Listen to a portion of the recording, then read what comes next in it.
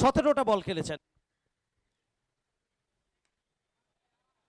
উঁচু শট, দূরত্ব হয়নি, নিচে ফিল্ডার সঞ্জু কনজিয়া।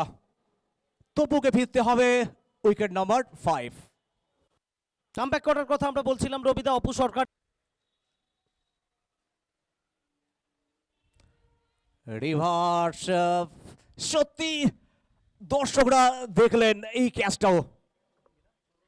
সৌরভ হালদার ম্যাচ কোথাও যেন আমার পটের নতুন ইতিহাস তৈরি করলো এবং সব থেকে বেশি উইকেট পাওয়ার মালিক হয়ে গেল অপু সরকার। রবিদা, আমরা কমেন্ট্রি বক্স থেকে আলোচনা করছিলাম কামব্যাক করার কথা, প্রত্যাবর্তন করবেন কিভাবে অপু সরকার। প্রথম ওভারটা ভালো, বড় চেষ্টা, আবার কি ক্যাচ আসবে? উইকেট। অঙ্কিত সিং ছিলেন এখানে ফিল্ডার। অঙ্কিত সিং কালকি, তিনি কোনো অবিশ্বাস্য হলেও সত্যি অপু সরকার।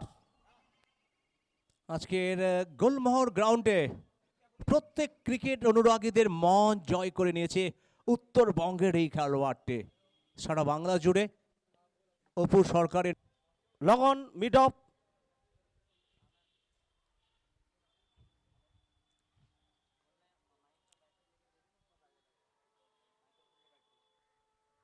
প্লাবিত করছে।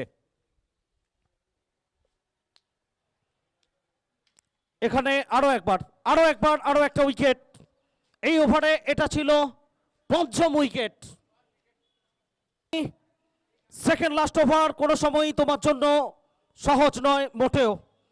আর সেই জায়গায় বল করতে এসে 5 আউট, 5টা উইকেট মেডেন, কোনো রান আসেনি ওভার থেকে।